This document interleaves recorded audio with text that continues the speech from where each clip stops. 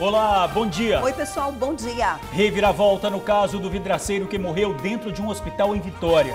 Um laudo mostra que Emerson dos Reis foi vítima de asfixia. Na primeira versão, ele teria se jogado da janela depois de um surto. Mãe de adolescente espancado por uma multidão na Praia do Canto, em Vitória, conversa com o TN e cobra policiamento na região onde o filho foi agredido. A pancadaria já era anunciada nas redes sociais. O TN está em Nova Almeida, na Serra. Por lá, moradores denunciam o perigo da ponte Florentino Borges. Pedestres caminham sobre tablados soltos. No lugar do parapeito, a comunidade improvisou fios telefônicos. Fotos íntimas publicadas sem permissão. Fofocas, assédio. O TN mostra o caminho para denunciar crimes na internet. Não deixe de ver. Dupla de moto assalta mulher em ponto de ônibus e a Guarda Municipal de Vila Velha encontra os bandidos. Eles pilotavam uma moto sem restrição de furto, mas o veículo não tem documentos e nem a chave. A terça-feira começou com aquela chuvinha tímida e a esperança de dias mais frescos na Grande Vitória. Mas na região serrana do estado teve chuva de granizo. É o tempo mudando de cara no Espírito Santo. Fique ligado na previsão. O tempo, não precisava exagerar com essa chuva, né? Nós voltamos rapidinho, amigos.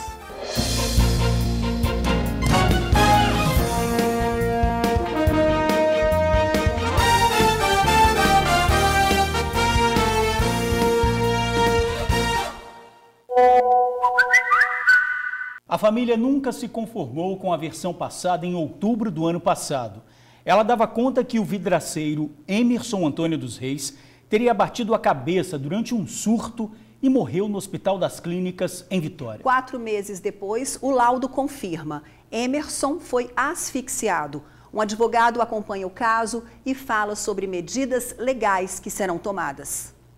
O advogado da família confirma. O laudo do DML está pronto e diz que Emerson Antônio dos Reis, um vidraceiro de 43 anos, morreu asfixiado. Ou foi dado um mata-leão no Emerson, ou foi posto um cacetete no pescoço e apertado, ou foi vestido um saco plástico na cabeça. Em outubro do ano passado, Emerson entrou no Hospital das Clínicas de madrugada e morreu depois de ser contido por vigilantes.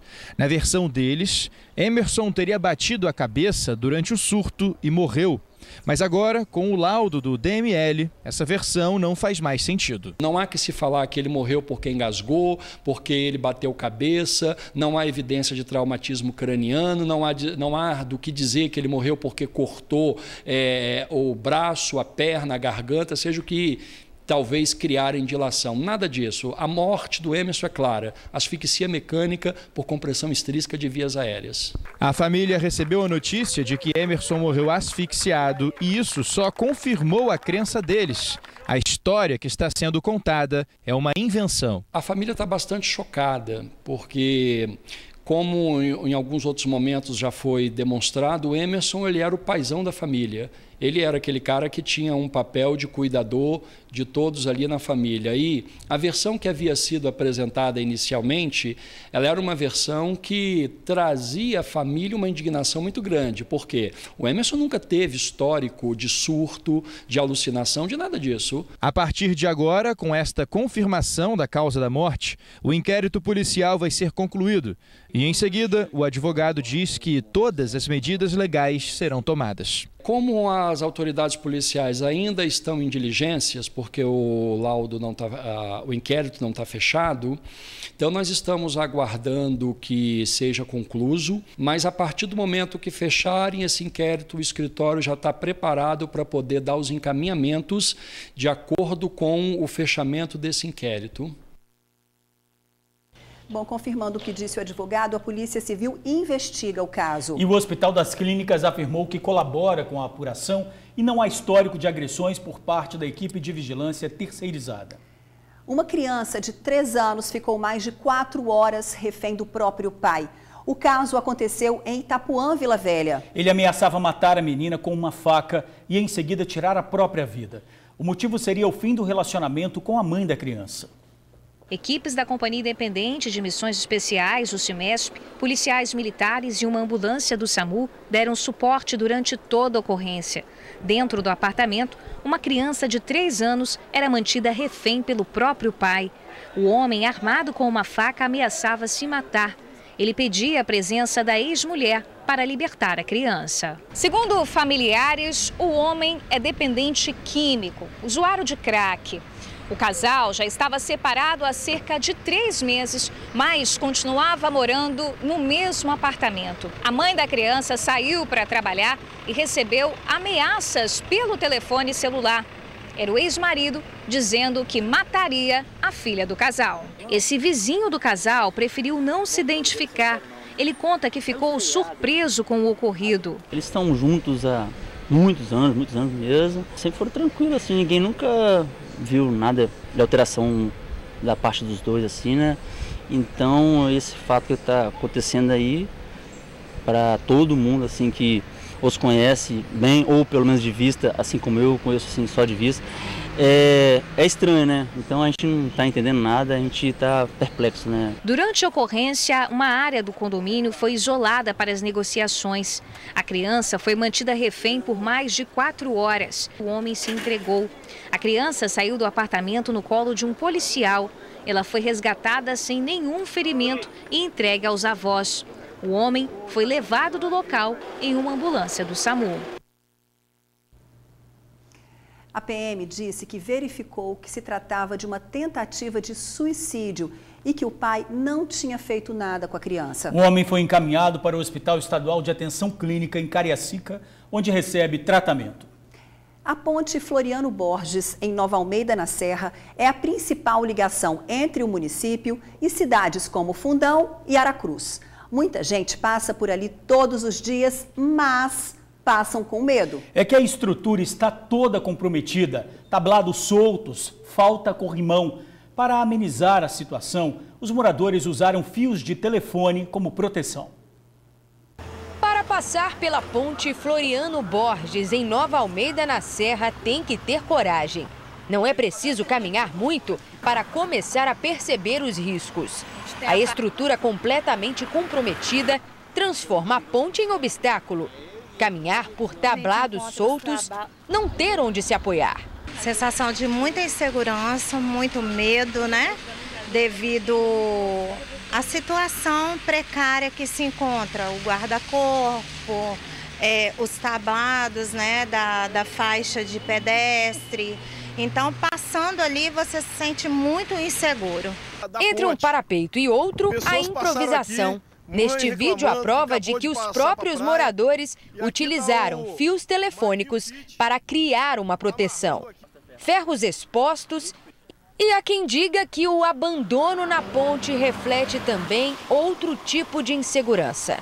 Tá difícil, tá? Porque principalmente à noite, nossa, fica muito bandidinho aqui, nesses menininhos aqui. Aí se deixar, você não pode passar com o celular na mão, você não pode sair de casa com nada, que eles vão e pegam tudo. Então, além da questão da estrutura, a ponte virou uma espécie de esconderijo? Aqui de baixo, principalmente.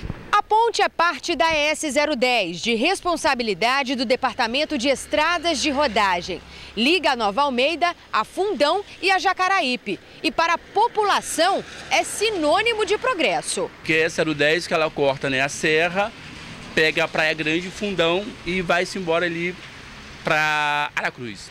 É uma via realmente super importante, né, para o desenvolvimento até mesmo do município, né, tanto o município de Serra quanto o município de Fundão. O DR, como ele é responsável pela ponte, ele tem que dar a manutenção correta, porque há anos que não tem manutenção ali naquela ponte. E o perigo é muito grande, é iminente todo momento. Então nós queremos que o órgão público responsável, que é o DR, venha para poder consertar aquele guarda-corpo, porque infelizmente está arriscado alguém cair ali e acontecer uma tragédia muito grande. Olha que situação gravíssima, hein? Nós pedimos uma explicação ao DR. Detalhe que se limitou a informar que as equipes de conservação já tinham consciência da necessidade de reparos e estão se programando para executar o serviço na ponte. Imagens aí inacreditáveis, uma ponte que liga Nova Almeida, Aracruz, Fundão. Chegar nessa situação, nesse estado, é deprimente. Muito perigo. Olha, um crime que não para de crescer. Fotos sensuais vazadas na internet levam 60 vítimas à polícia. Mulheres com idades entre 15 e 35 anos, com vida ativa nas redes sociais, ocupam o topo das denúncias. Quem tem os detalhes ao vivo é o repórter Luciano Rosetti. Com você, Luciano. Boa tarde, Ingrid. Boa tarde, George. Boa tarde, amigo do TN. Exatamente isso que vocês acabaram de falar. O perfil das vítimas é de mulheres entre 15 a 35 anos, de acordo com as investigações da polícia. E um outro dado muito alarmante: pelo menos 60 pessoas procuram as várias delegacias do estado para formalizar denúncias, porque tiveram fotos íntimas divulgadas pela internet. Para falar melhor a respeito desse assunto, nós estamos com o titular da Delegacia de Repressão aos Crimes Cibernéticos, doutor Breno Andrade. Doutor Breno, tem muita gente denunciando, não é isso? Boa tarde. Boa tarde, Luciano, boa tarde a todos em casa. Há muitas denúncias aqui com a gente, mas nós acreditamos, inclusive, que infelizmente o número possa ser até maior. Porque muitas dessas vítimas deixam de procurar a delegacia por se sentirem constrangidas de tratar de um assunto tão grave e expor ainda mais a sua intimidade para terceiros. Mas a gente sempre lembra, né? É bom procurar a polícia para a gente identificar os culpados e encaminhar eles para responderem pelos crimes perante o Poder Judiciário. Então a polícia acredita que esse número de 60 pessoas procurando as delegacias por ano seja talvez maior. Sim, seja talvez maior. Por quê? Porque infelizmente hoje, infelizmente, todos têm acesso a um smartphone com internet, quando não mais dois, ou um computador com acesso à internet. Então a tendência é de crescimento. Então a gente entende que as pessoas podem cometer esse tipo de crime e, como eu disse, por medo, constrangimento, não procurem a delegacia para evitar, né, de evitar uma exposição maior. E lembrando, Ingrid, George, amigo do TN, que o Código Penal prevê multa e prisão de até 10 anos em casos de extorsão, né, doutor? Sim, infelizmente há variantes para esse tipo de crime. Pode ser apenas a divulgação da foto íntima, mas também pode ser solicitada uma quantia em dinheiro para que essa foto não seja divulgada. Nesse caso, a pessoa vai responder pelo delito de extorsão, porque mediante uma vantagem patrimonial, uma exigência de uma vantagem patrimonial, que é o dinheiro, ela solicita esse dinheiro para não divulgar as fotos. Pode ser também no caso de ex-companheiro, né, que durante o relacionamento enviou fotos para a vítima de forma espontânea. Após o término do relacionamento, essas fotos são divulgadas em rede social a fim de constranger, humilhar o ex-companheiro. Então ele responde por um outro tipo de crime. Sem contar também os delitos que são variantes, por exemplo, uma ameaça, um crime contra a honra, então pode cair em vários tipos de delito. Agora, em casos de insultos, xingamentos, a lei prevê punição também? A lei também prevê punição, é mais uma conduta que está lá no Código Penal brasileiro, então o autor vai responder dessa mesma forma. O que é necessário da vítima? Que ela venha à delegacia, confeccione o boletim de ocorrência. Sempre é importante frisar que ela traga a URL, que é aquele cabeçalho em cima da página, o www, não apenas o print, mas essa URL é essencial, os prints das ameaças, da divulgação das fotos e toda essa materialidade que a gente chama, a fim de que a autoridade policial e a delegacia comecem a investigação para punir os responsáveis. Agora vale também toda a cautela, né, doutor? A pessoa ter fotos íntimas no seu computador, no seu tablet, no seu celular. Não é indicado ter fotos íntimas em dispositivos como esses, não é isso? De forma nenhuma, Luciano. A gente solicita às pessoas que não armazenem esse conteúdo nos seus dispositivos, que não compartilhem essas fotos, mas caso queiram fazer esse compartilhamento, evitem mostrar o rosto ou um sinal que vai associar você àquela imagem, como por exemplo uma tatuagem. Então, tome cuidado para que sua imagem não seja divulgada na internet, porque infelizmente depois que cai na rede, né, como a gente fala, é praticamente impossível ter o conteúdo 100% removível. Porque a partir do momento que uma pessoa faz um download de uma foto no computador, a foto vai ficar lá para sempre. Então, eu posso retirar o conteúdo, mas instantes depois essa pessoa já pode jogar o conteúdo de novo na internet. Então, retirar 100% é praticamente impossível. Por isso, a gente orienta esse trabalho de prevenção para que a gente evite esse acontecimento desse tipo de delito. Doutor, muito obrigado. Ingrid George, amigo do TN, nós acabamos de falar com o doutor Breno Andrade. Ele é titular da Delegacia de Repressão aos Crimes Cibernéticos. E só lembrando mais um dado para a gente encerrar, hoje é o dia da internet segura. Mais de 140 países participam dessa iniciativa. Então, essa iniciativa, junto com as dicas e orientações da polícia, são muito oportunas para ninguém ter uma foto íntima divulgada e incorrer, claro, crimes cibernéticos. Ingrid George, volto com vocês. Obrigada, Luciano. Valeu, Luciano. A importância de denunciar sempre, né? Porque tem punição. Aliás, o número de casos deve ser muito maior, segundo o delegado aí, porque muita gente deixa de denunciar até por culpa, né, por passar por constrangimento aí maior, mas não faça isso. Denuncie para ter um fim esse tipo de crime. Isso, e quem comete isso tem que saber que ele vai ser identificado. Então, quer dizer, não adianta, não tem mais crime impune na internet. Né? A gente tem tecnologia aí que consegue identificar quem comete esse tipo de crime. Amigos, olha só o flagrante de um amigo do TN na BR-101 em Carapina, na Serra. 2 motoristas começam a brigar no meio da pista. Se agridem, os carros param e algumas pessoas tentam parar a confusão. Momentos depois, é possível ver que o dono da caminhonete dá ré e bate no carro do motorista, envolvido aí na briga. Na sequência, a caminhonete sobe o canteiro da BR e vai embora. Fala sério, que cena lamentável no meio do trânsito. Não há informação do motivo da briga. Não cabe julgar quem está certo ou errado.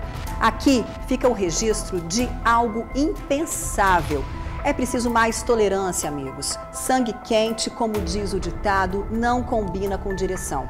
A gente volta a dizer, cena lamentável em pleno trânsito. Que selvageria, né?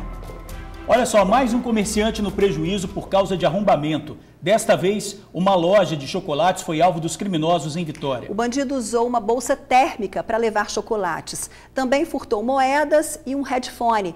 E essa não foi a primeira vez que ele arrombou o estabelecimento. Mês passado, o prejuízo foi de mais de R$10 mil. A dona da loja foi acionada pela polícia por volta das 3 da manhã. Imagens de monitoramento mostram o motivo da ligação. Mais uma vez, a loja de chocolates tinha sido arrombada. Muito triste, assim, é uma sensação de insegurança terrível você acordar de madrugada com uma ligação falando que tem uma pessoa novamente furtando a sua loja. É horrível. Desta vez, os danos ainda não foram calculados. O criminoso não levou muita coisa, apenas uma bolsa térmica com chocolates, moedas e um headphone. Mas no início do mês passado, quando o mesmo bandido invadiu a loja pela primeira vez, o prejuízo passou de R$10 mil. Ele levou em espécie, levou um notebook, quebrou uma porta de aço, uma grade, uma fechadura de vidro e armários, né, gavetas, essas coisas assim. Na madrugada de sábado, a lanchonete desta outra comerciante, que fica em Jucutuquara, foi alvo do criminoso. O sistema de segurança também capturou imagens do arrombamento. Veja como ele tem familiaridade com o crime. Enquanto quebra a grade, toma cuidado para não ser visto. Eu reconheci eles através do vídeo monitoramento e vim aqui fazer a minha parte, né, como cidadã, para poder fazer o boletim de ocorrência da Polícia Civil, porque eu só tinha feito da PM. O bandido também não levou muita coisa da lanchonete, aberta há apenas 2 semanas. Somente algumas moedas que encontrou no fundo de caixa. Mas para consertar o estrago... Gastei R$400 para poder fazer tudo de novo, acertar tudo, para poder trabalhar no mesmo dia. Para ele levar moedinha, né? Para ele levar R$20 de moeda. Mas desta vez o criminoso se deu mal. Ele foi capturado minutos após deixar a loja de chocolates. A bolsa térmica com os produtos ainda estava em posse dele. Mesmo preso, o criminoso ainda fez hora com a cara dos policiais. Disse que não tinha identidade nem CPF e se os militares quisessem a certidão de nascimento, teriam que buscar na casa dele em Ilha de Santa Maria. Disse apenas que tem 35 anos e que é natural do Rio de Janeiro, mas nem isso a gente sabe se é verdade. Fato é que as 2 vítimas o reconheceram aqui na delegacia. Imagens de segurança de vários estabelecimentos comerciais da Avenida Marechal Campos, em Vitória, flagraram esse mesmo criminoso em ação. Concessionárias de motos, correspondente bancário e loja de acessórios automotivos. O dono desta última foi quem teve o maior prejuízo, cerca de R$100 mil. Além do prejuízo, eu acho que o prejuízo maior é o desgaste com o próprio cliente. Então isso aí é muito ruim pra gente. As vítimas dessa semana que foram à delegacia fazer o reconhecimento não têm dúvidas de que seja ele o responsável pela série de arrombamentos. Mas se por um lado ficam aliviadas com a prisão, por outro têm medo de que pela impunidade gerada por uma legislação frouxa, logo ele esteja de volta às ruas. É revoltante, infelizmente é revoltante, mas a gente não pode desistir de trabalhar.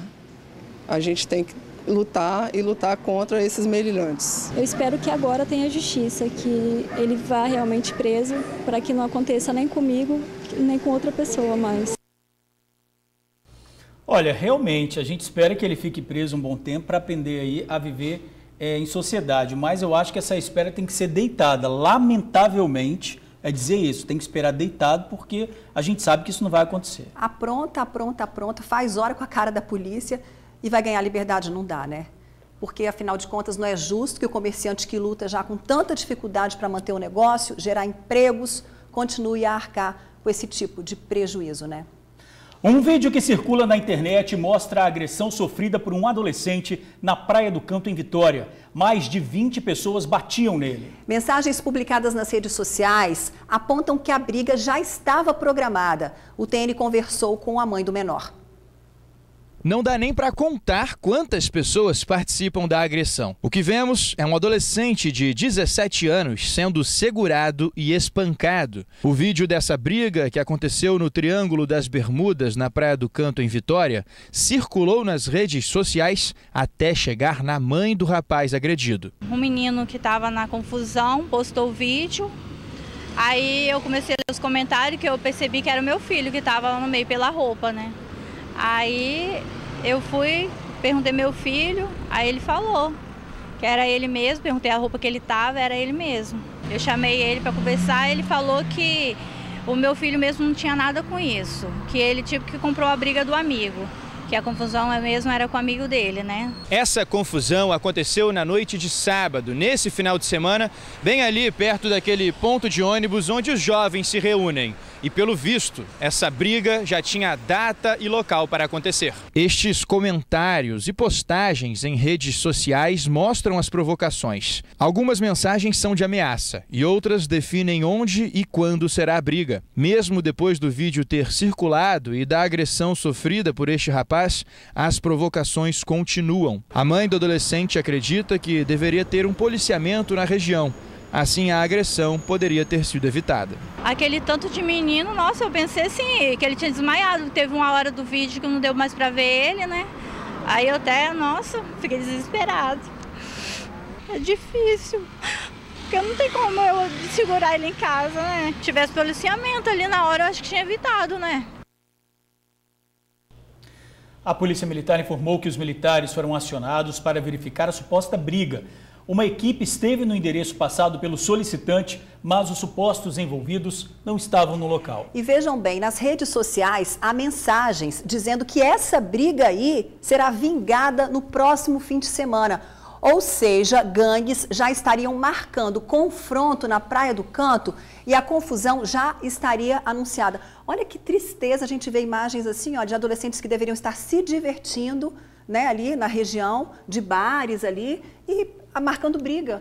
Pois é, e a polícia, Ingrid, pede ajuda aí da população para denunciar e ajudar a evitar cenas como essas aí, ó, no meio da rua, na cidade, uma confusão generalizada.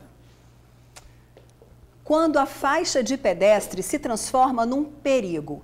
É assim no trecho da rodovia José Sete, perto do trevo de Alto Laje, em Cariacica. As faixas estão lá para garantir a segurança na hora da travessia, mas quem diz que funciona, hein? O pedestre pode até respeitar a sinalização, mas o motorista, quanta falta de educação. O repórter Felipe Chicarino foi lá conferir. Pediu para parar, parou. Esta deveria, repito, deveria ser a imagem da empatia. Porque tanto do ponto de vista moral quanto legal, o pedestre tem preferência aos veículos. Tanto que tem uma faixa só para eles. Só que na prática não é bem assim. Cada um está preocupado com o seu. Aí, a empatia manda lembranças. Se você não mora em Jardim da Penha, em Vitória, você vai se identificar com essa faixa de pedestre e com a falta de educação / empatia de muitos motoristas. O verbo parar, a maioria não conhece. Não param. Geralmente? Sempre. Vamos te localizar. Esta faixa fica na rodovia José Sete, bem próximo ao trevo de Alto Laje e do conhecido e eficiente PA do Trevo, ambos em Cariacica.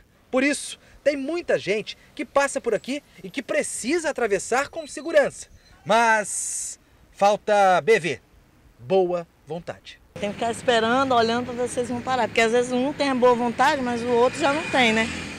Já passa direto, a gente tem que tomar muito cuidado. O descaso dos motoristas é tanto que preciso pedir licença a vocês para cometer uma redundância. A maioria absoluta dos motoristas não respeita o outro que precisa atravessar. De 10 motoristas que passam aqui, quantos param para você passar? Uns 2, 3 mais ou menos. É tanta falta de educação / empatia? Sim, vou reforçar isso a reportagem toda, que é preciso fazer uma intervenção cidadã. Vamos ver se a gente consegue ajudar aqui a senhora aqui, ó. Tem que ser assim, ó, senão o pessoal não para. Vamos lá. Vem. Tem que ser assim. Senão o pessoal não para não. Tem que meter a mão assim, senão o pessoal não para não. E passa ainda hora de cara feia pra gente ainda. Além da falta de educação e empatia, sim, mais uma vez, os pedestres se queixam da ausência de sinalização por aqui. A única disponível é a horizontal. Numa situação que a gente vive, onde as pessoas não são conscientes, o governo tem que criar essa consciência. Ou botando um redutor, ou botando um radar, alguma coisa para gerar esse sentimento de que eu tenho que parar, porque senão vou ser penalizado.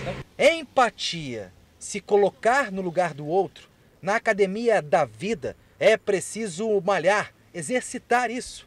Prática emocional que não dói e que dispensa o relaxante muscular. Experimente. Aqui nós temos um hospital público, onde 90% das pessoas que vêm aqui, eu creio ser pessoas de baixa renda, não tem veículo próprio e tem que chegar aqui e se encontrar numa situação de vexatória, né? Entendeu? Porque não consegue passar, às vezes dia de chuva, tomando banho, com criança no colo, entendeu? É uma situação revoltante, entendeu? Eu acho que nesse caso o governo tem que criar uma situação onde pode tentar conscientizar o povo, nem que seja pelo povo, infelizmente.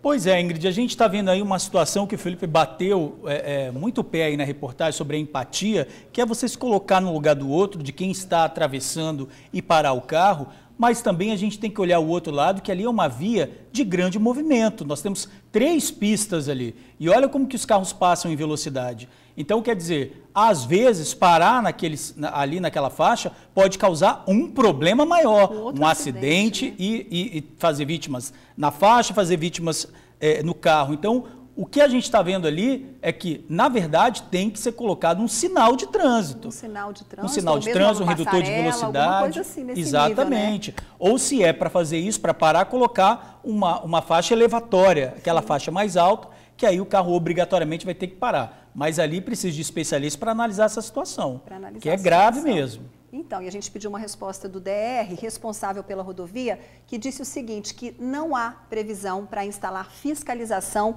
eletrônica no local. Então, quer dizer, a gente só não espera ter que anunciar daqui a pouco, em outra reportagem. Exatamente. Ou acidentes de motoristas parando ali para pedestre passar e provocando acidentes, como a gente já falou aqui, de carro que vem atrás e não consegue parar também, né?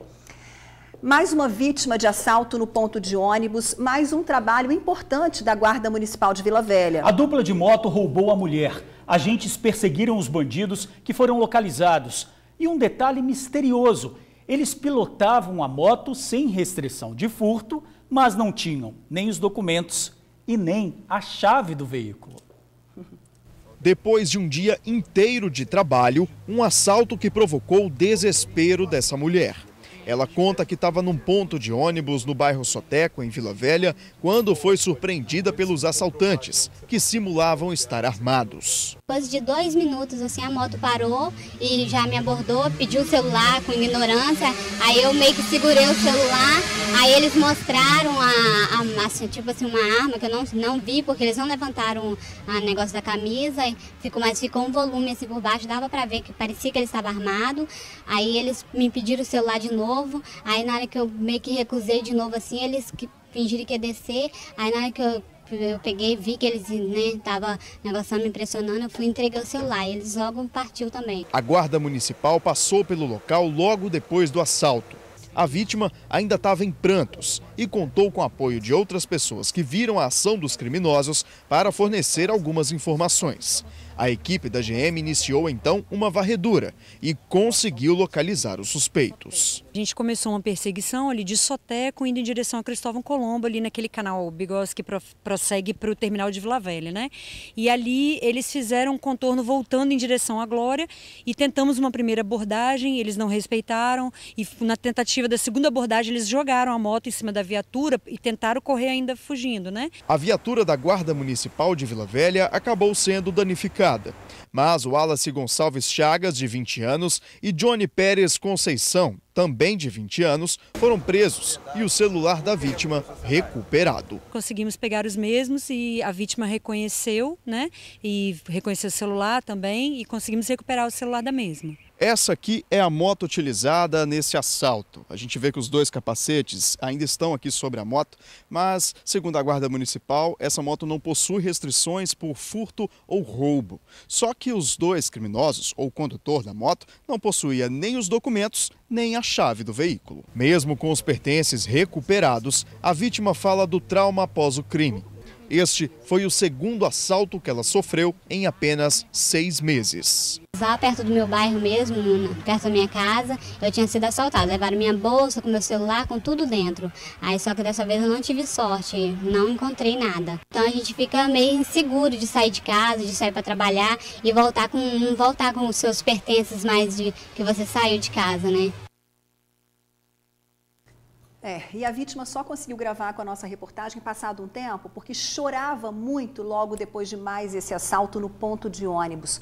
Modalidade que acontece todo dia, toda hora e normalmente assalto cometido por bandidos de moto. Pois é, isso tem que ter fim. E vale o nosso parabéns aí para a Guarda Municipal de Vila Velha pela ação rápida de localizar esses bandidos e devolver o celular para a mulher que tinha acabado de sair do trabalho e voltava para casa cansada, né, depois de um dia intenso de trabalho.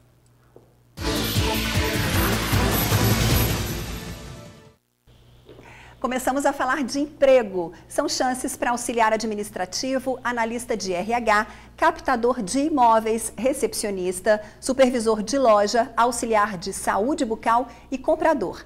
Cadastro no site psicoespaço.com.br.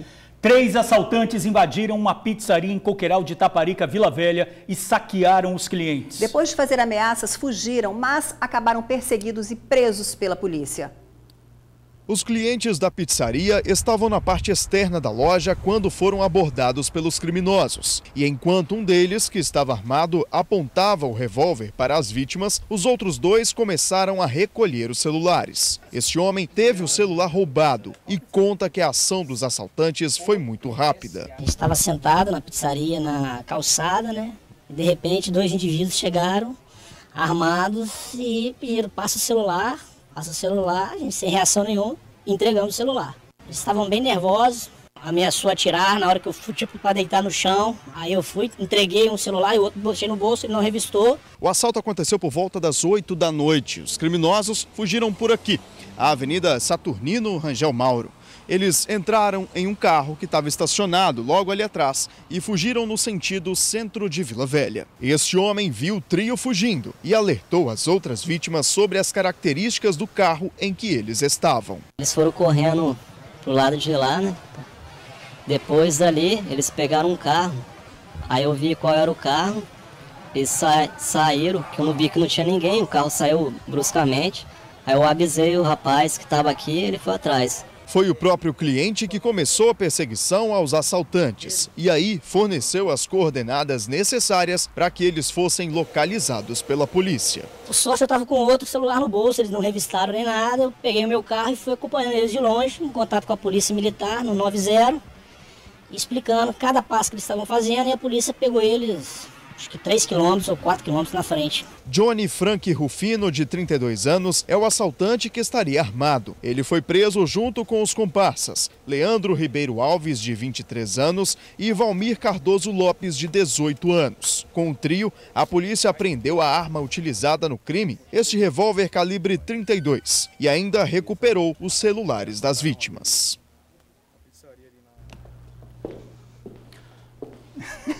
Desfile.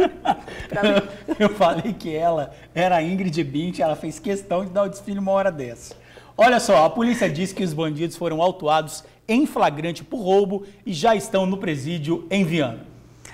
Hoje acontece mais uma audiência do caso dos irmãos Joaquim e Cauã mortos em Linhares. 5 testemunhas serão ouvidas. A justiça pediu a presença do ex-pastor Georgeval Alves, acusado do crime. A mãe das crianças, Juliana Salles, liberada da prisão na semana passada, foi obrigada a comparecer. A repórter Carol Fernandes tem mais detalhes. A ex-pastora Juliana Salles chegou ao Fórum de Linhares por volta das 9h05 da manhã. Veio de carro junto com advogados e seguiu direto para a sala de audiência. Lembrando que Juliana foi solta pela Justiça na semana passada. Ela estava presa no Centro Prisional Feminino de Cariacica desde o dia 7 de dezembro do ano passado. Georgeval também participa da audiência de hoje. Ele chegou ao Fórum logo depois da mulher. Essa é uma audiência de instrução em que serão ouvidas 5 testemunhas, sendo 4 de acusação e 1 de defesa. A expectativa é de que as testemunhas de acusação fortaleçam os indícios da culpa do ex-pastor e do envolvimento de Juliana no crime. Os irmãos morreram em um incêndio no dia 21 de abril do ano passado, dentro de casa, no centro de Linhares. Georgeval, pai de Joaquim e padrasto de Cauã, foi acusado de estuprar, agredir e queimar as crianças. Já a esposa dele, Juliana, foi presa porque, segundo a justiça, foi omissa e sabia dos abusos que as vítimas sofriam. A próxima audiência está prevista para o próximo dia 12, quando os ex-pastores devem prestar depoimento. Pois é, depois da audiência da próxima terça-feira, haverá uma outra no dia 19. É nessa oitiva que Juliana e Georgeval devem dar mais detalhes e explicar tudo o que aconteceu. O ex-pastor terá que falar sobre as mortes e explicar, por exemplo, o sêmen detectado pela perícia nas vítimas. Já a Juliana vai dar sua versão sobre os motivos que a levaram a deixar as crianças em casa, mesmo sabendo os riscos que elas corriam. É uma história grave, triste, que ainda terá muitos capítulos pela frente. E agora voltamos a falar do drama de moradores que são obrigados a conviver com ruas praticamente sem condições de transitar. Em Cariacica, é a Geraldo Gonçalves, no bairro Santana, que traz muita dor de cabeça. A via não tem pavimentação, foi tomada por buracos e muito lixo. Os terrenos baldios, cheios de mato alto, também preocupam. Muitos bandidos se escondem neles, assim como os animais que transmitem doença. A dona Adília fez um vídeo, mandou pra gente e a nossa equipe foi lá conferir. Rua Geraldo Gonçalves, Santana, Cariacica. Rua ou lixão a céu aberto? O lixo é aqui, que esse lixo aqui não fica espalhado todo, né? Aí eu até caí já, porque fica todo espalhado e a gente vem, escorrega e vem os bichos, espalham todo o lixo. A dona Adília mandou pra gente esse vídeo aí. Aqui, Rua Geraldo Gonçalves, bairro Santana. A situação diz aqui, a prefeitura não vem aqui limpar, rua cheia de buraco. Essa caixa de lixo aqui, ó, foi feito por moradores. Aí o caminhão de lixo veio, encostou, quebrou. Aí os cavalos que vêm aqui comem lixo, espalham lixo. A nossa equipe conferiu de pertinho o problema. Em tudo quanto é canto da rua, descaso, lixo de sobra. O carro do lixo só vem até aqui e não vai daqui para frente. Os moradores da frente, os nossos moradores daqui para frente, então tem que jogar o lixo e joga aí os bichos na rua, porque aí os bichos vêm, espalham e corre o perigo, né? Outro problema são os terrenos abandonados. Além do lixo, o matagal. Esse mato todo está sendo utilizado por criminosos como esconderijo, colocando em risco a segurança da população que mora aqui na região. É muito perigoso porque justamente aqui já muitas mulheres já foram assaltadas, né? Porque eles escondem dentro do mato, né? Escondem dentro do mato e quando a gente passa eles assaltam. Eu mesmo foi 7 horas da manhã, fui assaltada aqui, vindo da academia, eles se esconderam dentro do mato e quando eu passei eles me assaltaram. Ali em cima também. Se tem lixo e mato, tem animais que transmitem doença. Quase um zoológico, como relata Maria. Aqui nós temos infestação de ratos, de urubus, né? Cavalos. Eles trazem cerca de uns 8 cavalos, ficam soltos aqui o tempo todo, espalhando lixo pela rua. Além disso, tem infestação de carrapato, que nós sabemos que é um risco sério para a nossa saúde. E são situações constantes que a gente passa. Nós temos muitas crianças aqui, crianças que brincam pela rua, que estão constantemente correndo risco de pegar alguma doença. O bairro Santana deveria se chamar Bairro Problema. A falta de pavimentação é mais um transtorno.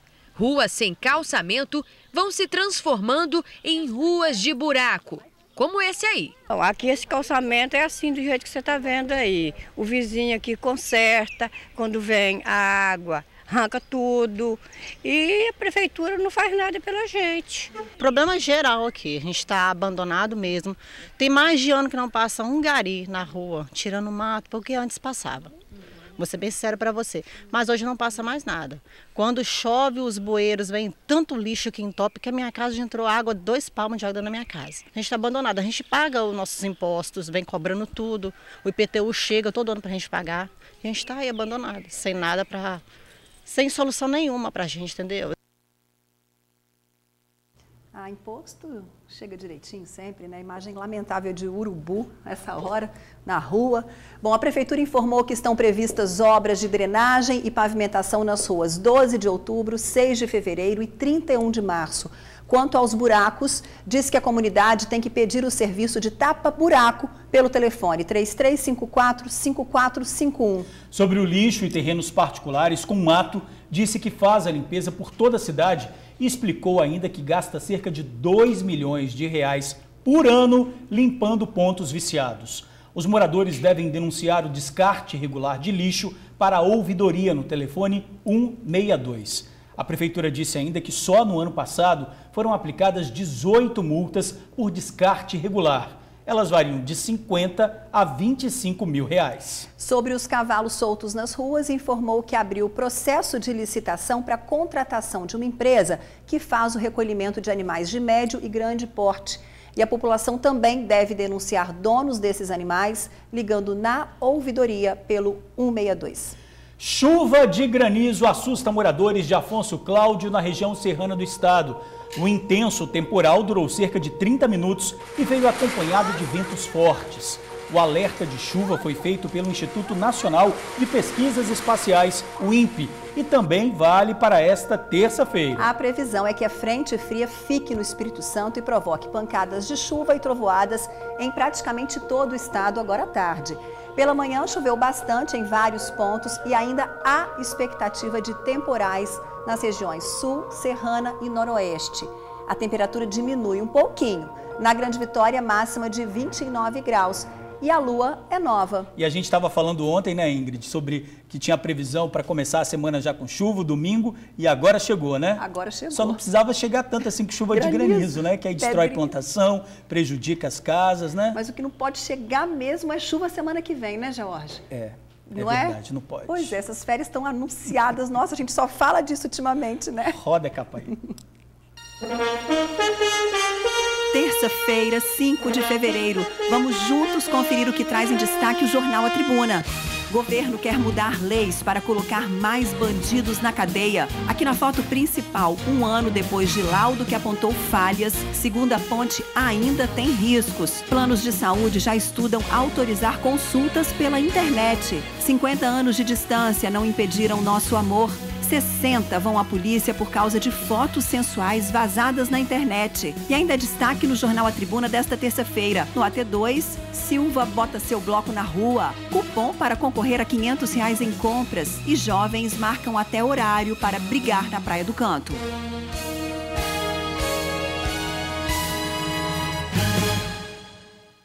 PMs e bombeiros que ajudaram nas buscas de Brumadinho, em Minas Gerais, voltaram hoje para o Espírito Santo. Foram 5 dias de trabalho na área da tragédia. Os militares chegaram agora há pouco no quartel-geral da PM, em Vitória. Na bagagem, relatos de uma experiência marcada por tristeza e dificuldade na procura aos centenas de desaparecidos. À tarde, o grupo vai se reunir com uma nova equipe de bombeiros e PMs que embarca ainda hoje para Brumadinho. Um trabalho importante que conta com o apoio de vários estados do país. Parabéns ao grupo que está de volta e boa sorte, bom trabalho aos demais que viajam logo mais. E já, taxista desaparece, manda mensagem sem sentido e deixa a família desesperada. Ele fez uma corrida para a Serra e não foi visto mais. Agora, 12h31, a gente já volta. O taxista está desaparecido em Vitória. Ontem à tarde, ele fez uma corrida para a Serra e não foi mais visto. Ele chegou a enviar uma mensagem para a esposa, mas sem muito sentido. Familiares e colegas de trabalho estão muito preocupados. O choro da incerteza, da dúvida, que é agravado com uma mensagem de áudio, meio sem sentido, que chegou no celular da Kátia ontem à tarde. Cansado, muita pressão na minha cabeça, muita cobrança, nada dando certo. Vou dar um jeito nisso hoje. A mensagem é do taxista Fabrício Gonçalves Cal, de 41 anos. Ele é esposo da Kátia e está desaparecido há mais de 24 horas. Esse áudio ele te mandou ontem? Que hora? Você lembra o horário que ele mandou? 2h28 da tarde. E daí eu fiquei muito preocupada e eu não consegui mais contato com ele. Só caixa postal, nenhuma pista, ninguém liga, ninguém dá notícia. O ponto em que o taxista trabalhava fica aqui na Reta da Penha, em Vitória. No começo da tarde de ontem, ele aceitou uma corrida em direção à Serra, mais especificamente o bairro Jardim Limoeiro. Desde então, ele não foi visto mais. Entrou um passageiro, pediu uma corrida para o Golaço. Eu queria sentar no banco de trás. O Fabrício, não, senta no banco da frente. Não deixou sentar no banco de trás, sentou no banco da frente, saiu. Daí até então, não teve mais notícia. O celular só dá caixa postal. Desde ontem até hoje, não tem mais notícia. Hoje pela manhã, a esposa do taxista procurou a Polícia Civil para oficializar o desaparecimento. Tanto a família quanto quem convivia com o Fabrício não percebeu algo diferente no comportamento dele que justificasse o sumiço. Brincava, não transparecia nada. Às vezes ele ficava meio isolado, mas até pra gente... Nada de diferente, né? Não, nada de diferente. Qualquer informação que possa ajudar no paradeiro de Fabrício pode ser comunicada no telefone 181. São 18 anos. São 18 anos de casado? Vai chegar às 24 horas que eu não falo com ele. A última vez que eu tive contato, que eu ganhei um beijo, foi no sábado, meio-dia. É muito difícil para mim. Puxa vida, que angústia para a família, né? Pois é, reforçando então, Ingrid, qualquer informação que possa ajudar a localizar o Fabrício pode ser passada para o Disque Denúncia 181. Por favor, nada de trotes, tá bom? Bom, antes da gente encerrar, vou mandar um beijo aqui para Ana Paula. Ana Paula entrou aqui no meu Instagram, disse que está assistindo, está lá no Lava Jato dela, ó, Pablo Lavacar em Cariacica. Ela e o filhinho Gabriel assistindo a gente, todo mundo ligadinho. Um beijo bem grande para você, viu, Ana Paula? Você também tem beijinho para mandar, abraço? Pois é, antes de mandar, eu quero falar, estão comentando aqui que você queria me deixar sozinha aqui hoje. Essa minha entrada, o desfile, né? Assim, aquela pessoa que está pega despercebida, assim, bem desprevenida, entra. Se a gente tivesse tempo, eu ia pedir para soltar uma música e você desfilar aqui, que você fez isso, você tá né? Tão engraçadinha. Olha só, um beijo para Débora Martins Lírio, lá de Jardim Carapina, na Serra, e para a filha dela também, a Ana Cristina, que sempre estão ligadinhas aqui no TN. Beijão para vocês, tá bom? Pois é, beijo também para Débora, que hoje também, olha só, o que você achou dos nossos cachos, hein, George? Vocês estão querendo lançar moda, vocês duas, né?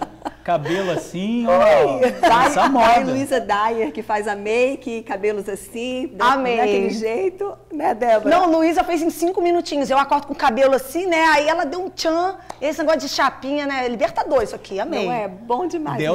A Débora tá parecendo uma deusa grega, olha a roupa da Débora. Arrasou mesmo, também adorei. Bonita. Ai, obrigada, Lorde, nossa, George, arrasou na cultura. Pois é, e hoje tem Lorenzo Pasolini também, né, Débora? Ao vivo.